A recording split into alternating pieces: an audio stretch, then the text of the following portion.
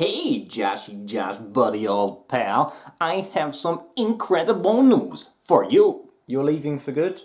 No. You're leaving temporarily? No. You have a terminal illness and will soon die? No, wait a minute, that's really mean. Why would you say that, man? No, of course, the incredible news is that Fear the Walking Dead has returned to our TV screens, baby. Excuse me for one moment. Of course, buddy.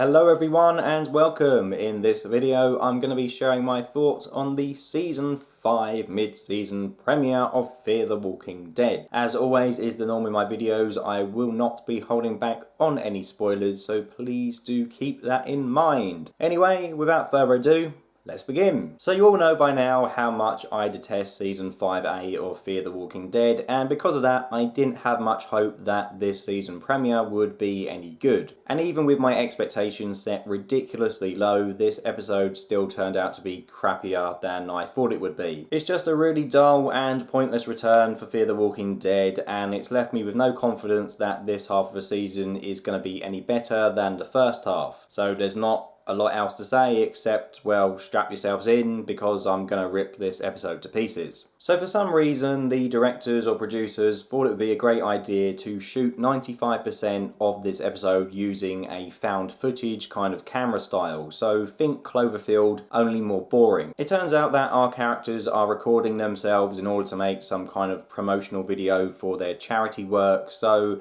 as you'd expect there's a ton of cliched dialogue that, mentions how they have to help everyone and how they need to make a difference to the world and all that nonsense that I was sick of seeing in Season 5A. And whilst this episode might be shot like Cloverfield, the episode itself tries to present itself as some kind of faux documentary. And by that I mean that there is a hell of a lot of time dedicated to characters sitting in front of the camera answering questions about how they met the other people in their group and talking about how great their humanitarian mission is. Now for the record, I like Cloverfield and I have nothing against the found footage camera style of shooting if it's done in the right way, and I also quite like documentaries. But would I choose to watch a documentary about a bunch of truckers going around doing charity work? No, I wouldn't, because that sounds quite boring to me. And that's basically what this episode is. Now I don't want to sound like an evil bastard here, but I don't really like charity TV shows in general, and I especially don't like the sort of special event charity shows like Red Nose Day or Comic Relief or Sports Relief or whatever else there is. And one, that's because I find the sort of special events and programs that they do in it to be quite boring and not that great. And two, I also hate the concept of seeing mega rich celebrities asking me, someone who doesn't have much money, for money. Lo and behold, at the end of this episode, there's a little montage of all the characters staring directly at the camera, saying how you can help them and how they can help you, and I almost expected Morgan to read out a phone number and ask me for a donation. That's just how on the nose this episode is. I mean, I guess you could argue that as this is a promo charity video, essentially, it's supposed to be sort of cliche and cringy and pull at your heartstrings and be, a bit stupid really, but even saying that, the concept of an episode that dedicates 40 minutes to a promotional video that the characters in it make is just not a good idea. It's not. Who wants to watch that? It's just painful to watch, and this episode is far too self-aware and too pretentious for its own good. I mean, I'm not against shows in general trying new ideas and sort of new ways to frame their episodes, but for me this just didn't work.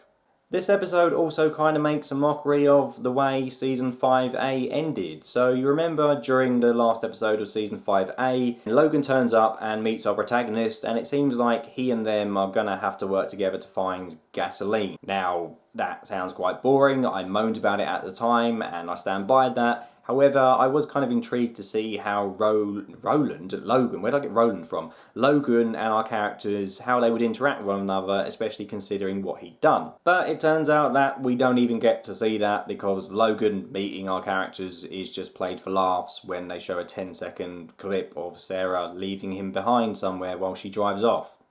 Hilarious. So that was a bit of a waste of time in having him meet with our characters last season, and if the pacing of season 5A is anything to go by, then we're going to have to wait to the season finale to see him actually do anything of note.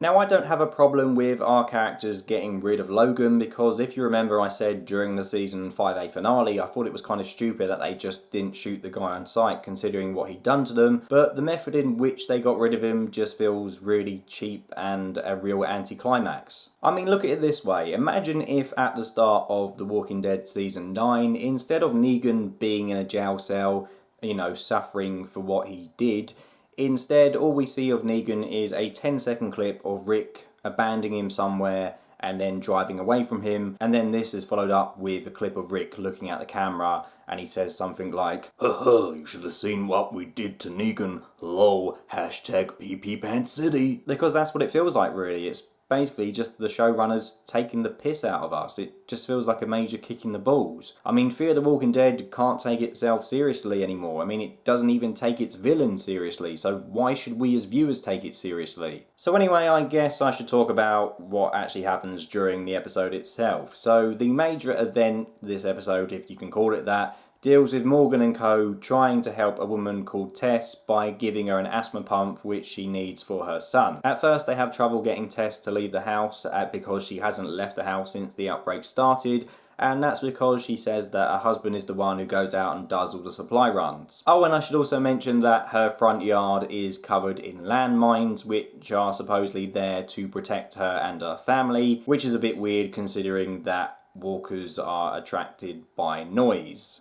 What's even more weird is that Tess doesn't even know where the landmines are located in her yard, and John even comments on this by saying that you'd think her husband would have left her a map. I mean, seriously, the writing on this show is so bad now that even the characters are pointing out that things just don't make sense. Anyway, by some sheer stroke of luck, Alicia runs into a walker while she's busy hugging a tree, which Strand kills, and it turns out that this walker was Tess's husband who died getting the inhaler, and he has the inhaler in his backpack. I did think it was kind of a coincidence that Tess's husband had survived the apocalypse up till now, but just as our characters arrive, he has to die, so they have an excuse to help him.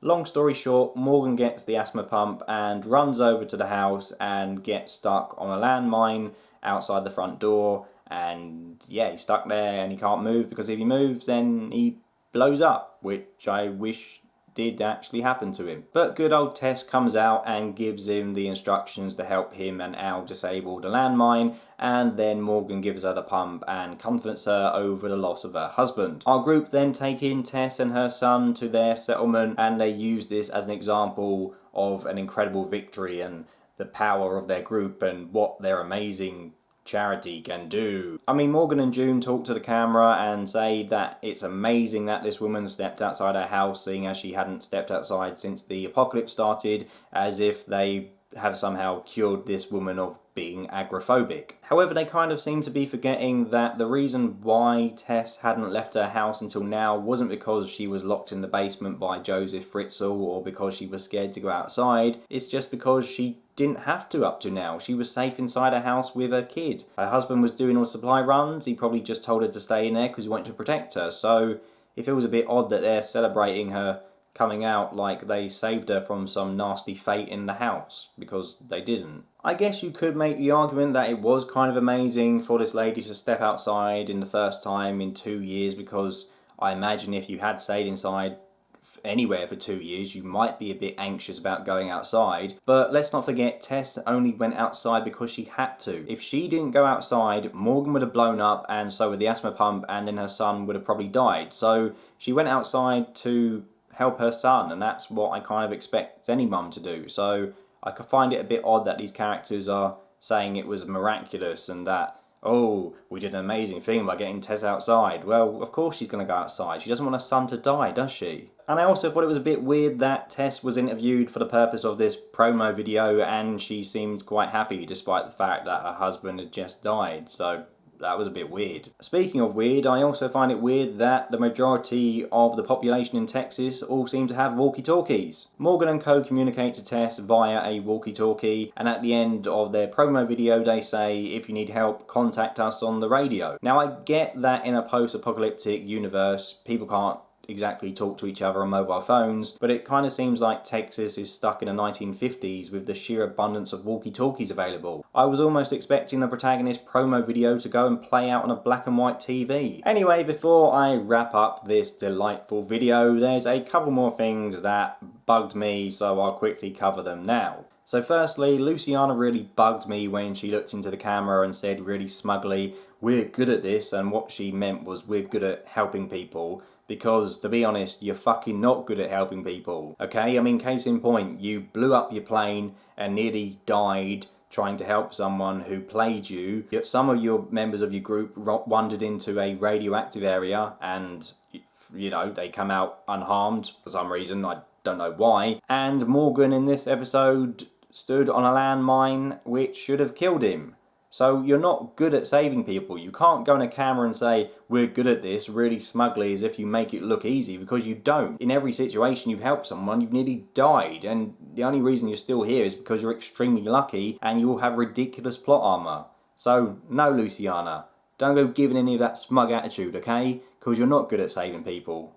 You're shit. The second thing that really bugs me is that, for some reason now, Alicia is a pacifist. I mean, why? Haven't they butchered her character enough already? She says to the camera that she hasn't killed anyone since it happened, whatever it is. I don't know if she's referring to Madison's death or them escaping on the plane at the end of last season, who knows? End of the last half of the season, I mean. The truth is, whatever she's referring to isn't actually that important. It just means that Alicia is now going to be a major liability for the rest of the group, and it almost echoes Carol's transformation in season 7 of The Walking Dead to a depressed loner, which I also really hated. I have no interest in watching another strong female character be reduced to a mopey wreck, and Alicia really deserves better than this. If you haven't guessed already, there's not a lot that I like about this episode. I think the only bit that I didn't mind was Daniel making the joke about Dwight's hair, and I also like the fact that Dwight said that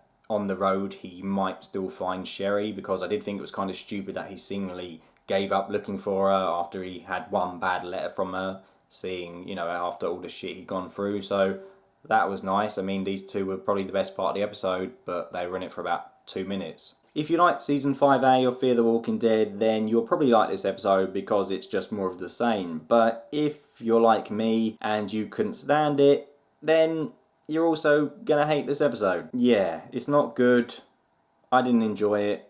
You all knew I wouldn't enjoy it, but you enjoy seeing me torture myself anyway, so let me know what you thought. Did you like it more than me?